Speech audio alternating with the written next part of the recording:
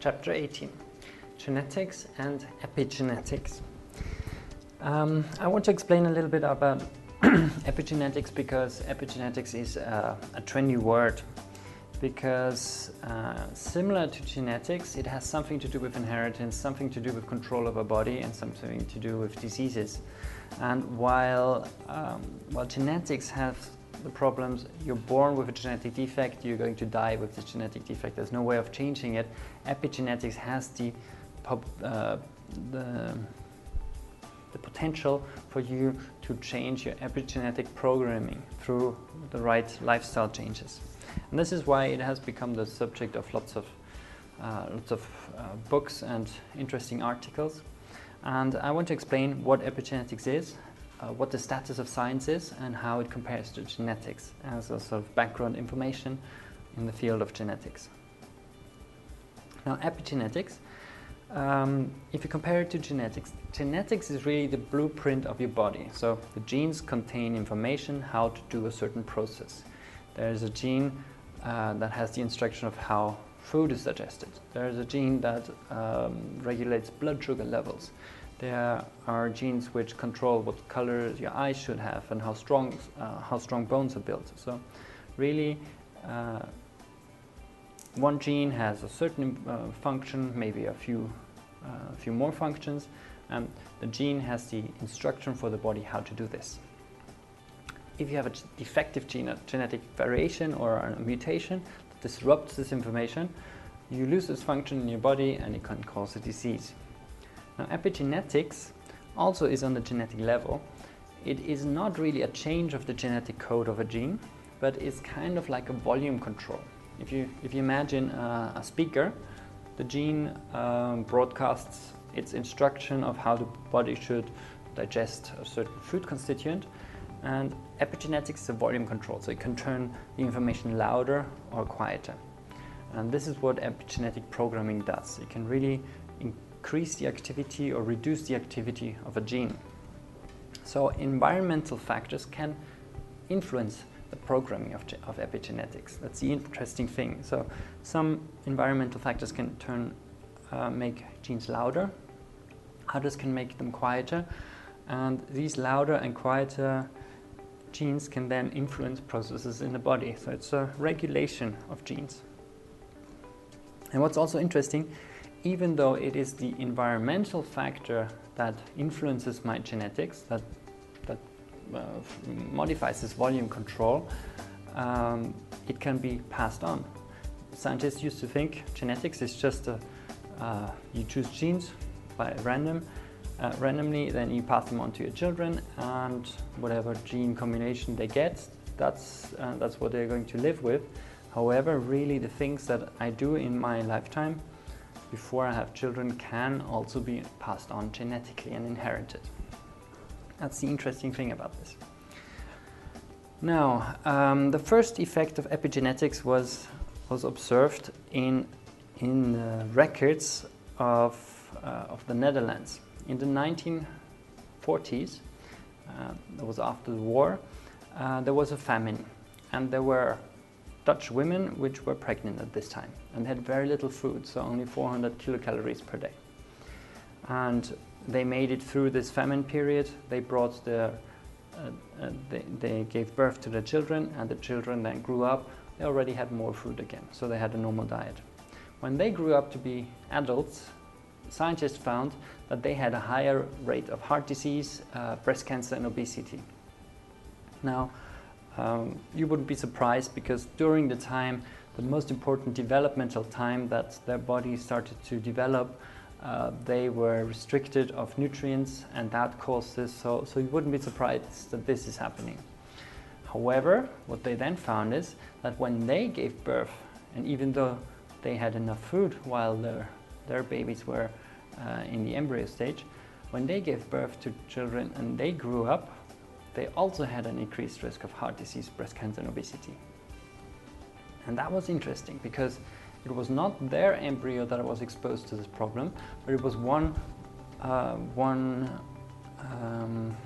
generation ago. So really, this environmental factor of too little food has changed the genes somehow, that this this negative effect was passed on. And this was the first good demonstration of how epigenetics can be inherited and how it can influence our health. So, okay, now looking at a gene, if we look at the lactose digestion gene, for example, the lactase gene, the gene itself has the information to tell the body how to digest lactose. It's the building plan, really the blueprint for an enzyme that digests lactose. Now, epigenetics comes along as heterochromatin. You can imagine it as a kind of substance that grabs onto the genes and to the genetic code and silences it, reduces the volume of this gene. So really the information for the body is down-regulated. It becomes very quiet. And if you now have a person thinking again about this famine situation, you had a person with a number of genes that had a number of functions. This person then had progeny, and the progeny also had the genes with the function.